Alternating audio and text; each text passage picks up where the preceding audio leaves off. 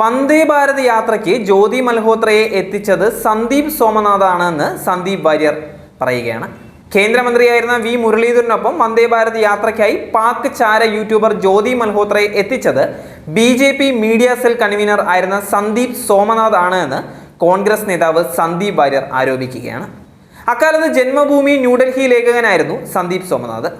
V മുരളീധരന്റെ PR വർക്കിന് വേണ്ടിയാണ് ജ്യോതി മൽഹോത്രയെ എത്തിച്ചത് എന്നും സന്ദീപ് വാര്യർ പറയുകയാണ്.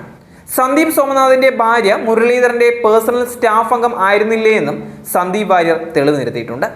ഇപ്പോൾ ഇവർ ദൂരദർശൻ തിരുവനന്തപുരം റിപ്പോർട്ടറാണ്. സിദ്ദിഖ് കാപ്പന് സ്വീകരണം നൽകിയതിന്റെ പേരിൽ ജന്മഭൂമിയിൽ നിന്നും സ്ഥലം മാറ്റം കിട്ടിയ ആളാണ് സന്ദീപ് സോമനാഥ്.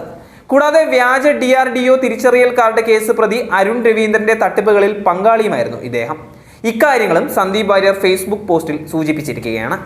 സന്ദീപ് വാര്യരുടെ ഫേസ്ബുക്ക് പോസ്റ്റിന്റെ പൂർണ്ണ രൂപം ഞാനിവിടെ വായിക്കാം. ആവർത്തിച്ചു പറയുന്നു, വന്ദേ ഭാരത് ഉദ്ഘാടന ദിവസത്തെ യാത്രയ്ക്ക് പാസുകൾ നൽകിയത് BJP ഓഫീസിൽ നിന്നായിരുന്നു. വി മുരളീധരന് വേണ്ടപ്പെട്ടവർക്കാണ് പാസുകൾ കൂടുതലായി കിട്ടിയത്. ബാക്കി സുരേന്ദ്ര അനുകൂലികൾക്കും കിട്ടി. അന്ന് തന്നെ വടകര MP ആയിരുന്ന ശ്രീ K മുരളീധരൻ ഈ ഉദ്ഘാടനത്തെ വി മുരളീധരന്റെ PR ഷോ ആക്കി മാറ്റിയതിനെതിരെ പ്രതികരിച്ചിട്ടുണ്ടായിരുന്നു. ജ്യോതി മൽഹോത്രയെ ഡൽഹിയിൽ നിന്നും കാസർഗോഡ് എത്തിച്ചത് ഡൽഹി കേന്ദ്രീകരിച്ച് മാധ്യമപ്രവർത്തകനായിരുന്ന മറ്റു പല കേസുകളിലും ആരോപണ വിധേയനായ സംഘപരിവാർ നേതൃത്വത്തിലെ പലർക്കും ശക്തമായ വിയോജിപ്പുള്ള വ്യക്തിയല്ല എന്ന് മുരളീധരന് പറയാമോ? ഇദ്ദേഹത്തിന്റെ ഭാര്യ മുരളീധരന്റെ സ്റ്റാഫ് ആയിരുന്നില്ലേ? മുരളീധരന്റെ PR വർക്കിന് വേണ്ടിയാണോ ജ്യോതി മൽഹോത്ര കാസർഗോഡ് എത്തിയത് എന്ന് അന്വേഷിക്കട്ടെ.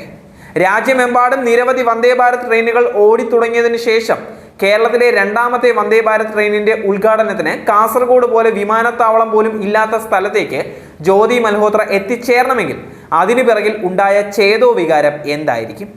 വി മുരളീധരൻ മന്ത്രിയായിരിക്കുമ്പോൾ വിദേശ രാജ്യങ്ങൾ കേന്ദ്രീകരിച്ച് നടത്തിയ പല ഇടപാടുകളും അന്വേഷണ വിധേയമാക്കേണ്ടതാണ്. അടുത്ത ദിവസങ്ങളിൽ ഇതുമായി ബന്ധപ്പെട്ട പല വെളിപ്പെടുത്തലുകളും നിലവിലെ BJP സംസ്ഥാന നേതാക്കളിൽ നിന്ന് തന്നെ ഉണ്ടാകും. നിരവധി വിഷയങ്ങളിൽ ഡിജിറ്റൽ തെളിവുകൾ അടക്കം പുറത്തു വരാനിരിക്കുകയാണ്. വി മുരളീധരന്റെ മുഖം കണ്ടാൽ അറിയാം അദ്ദേഹം ഭയന്നിട്ടുണ്ട്.